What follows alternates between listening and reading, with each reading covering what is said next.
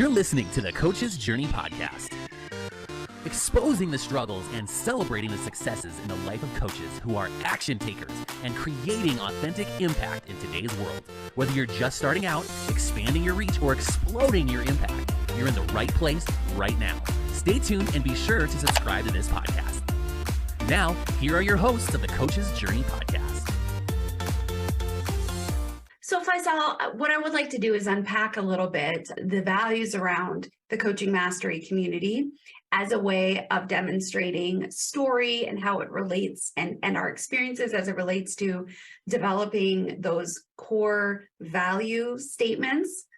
And just kind of use that as an opportunity for example. So the Coaching Mastery community, Faisal, do you want to kind of quickly share the origins of the Coaching Mastery community? Yeah. And that connects to the story. So the origins of Coaching Mastery community was just a bunch of frustrated coaches.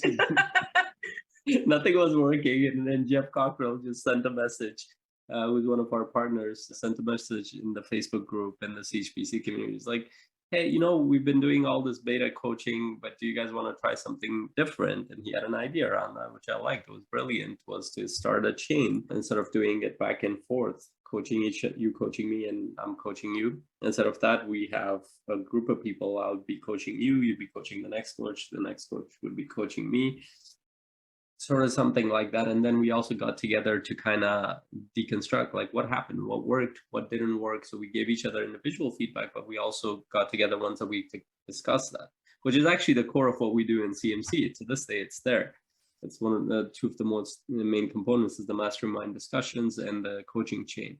And as we started, so originally when we did that, it was actually a lot of fun because we were only going through CHPC framework, Certified High Performance Coaching Framework, and we were bringing each topic. For example, we're talking about, we did a session on clarity individually, and then we bring back that same session. We would discuss that. So it's like, okay, what worked in that session? Where did you struggle with? And we got feedback. And as the more conversations that we had, the more one of two things happened. One is like, oh, I really know what I'm doing in this specific area. Oh, yeah. I don't think I should be trying this other thing. and then oh, that's really good. That person's coach is trying, let me give it a try. So we go back and try something else. And it was actually shocking for me because at the time, like I had tried so many different things. I'm like, oh, I'll try one more thing. It doesn't. But I was shocked after about a few months, 6 months or so, I'm consistently seeing now I'm reaching out to more clients. I'm connecting with more clients. I'm having more conversations and was translating into, and I never thought of just conversations without any kind of specific model that will help me get clients. But what it did was it helped me to build confidence in my own process. It helped me understand what other coaches are doing and their skill sets. And initially, we were only talking about coaching skills. Later on, we hesitantly went towards business because everybody is insecure about that area for some reason, including me. So as we started doing that, and I still remember last time, I think 2.5 years ago when we were in Phoenix and I was walking with Jeff there from our Airbnb to, I think we were walking to the conference hall for Certified High Performance Coaches. And he's like, I think like we got a lot out of it. And he's like, we're just gonna like, that should be good. We gave a lot of people value. We got a lot out of it. And I'm like, are you saying you want to stop this? He's like, yeah, I mean, it ran its course. It was good. I'm like, are you kidding? This is the most I've gotten from anything that we've done. He's like, oh, really? Tell me more. And then that translated to us. It's like, okay, what would it look like if we just invite more coaches? It's a volunteer thing we're doing. And we got the CHPC community involved. We talked to Brendan's team. And it was interestingly, it was Mama B, Brendan Burchard's mom, who kind of booked the restaurant. We didn't even know because we talked to so many people. She booked the restaurant for us. There were like 30 plus coaches that showed up and everybody had the same challenges that they were struggling with. And the idea was very good, is that, hey, let's get together. Don't just see each other once a year or once a month. Let's be in consistent conversations and support each other to move ahead. And the whole idea came from building that community to support each other and give each other feedback from trying things, not just based on a model or a theory, but actually real life trying things.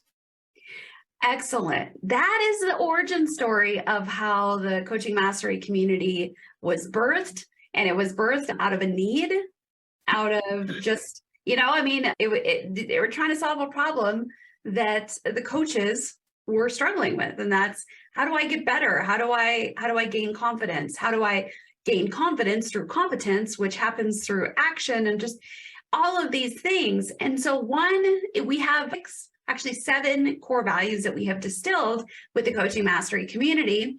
And the first one, these aren't necessarily ranked. There's no like, this is the most important. They're 7 equally important. And one of them is the relentless pursuit of mastery. Mastery is a word that all of us that were part of the beginnings of this really felt very drawn to, because we wanted to become really good. We knew that the better we were, the more of an impact we could have. And so this idea of pursuing mastery relentlessly, always, not giving up, just continuing to grind, whatever that looked like, was a core value. And we have interacted with coaches over the last couple of years in our community who didn't have this core value. And as we went, because clarity comes comes in action, right? Like that's something I've heard people say a lot. You get more clarity about things as you take action. So it's okay to move forward, even if you're not 100% sure how it's all going to happen or what you're doing. So we realized in interacting with some coaches in our community that didn't demonstrate that they really cared a lot about continuing to pursue mastery. As a leadership team, we were hitting our head against the wall, being like, how can we help them? How can we help them? Until we realized, they have to want to be helped in order to be helped.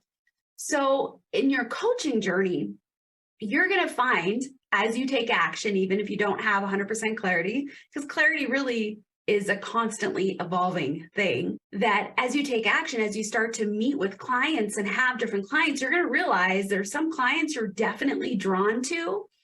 And if you understand what your core values are, you're going to start to see why you're drawn towards those clients, because there's going to be an alignment in some really important values. And then there's going to be other clients you're like, oh my gosh, I get done with that session and I'm like drained, or I'm irritated with them, or, there's going to be stuff that you recognize in yourself that's coming up.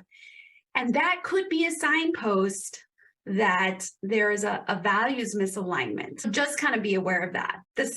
Our second core value is very closely related, and that is that we embrace mastery as a journey, not a destination.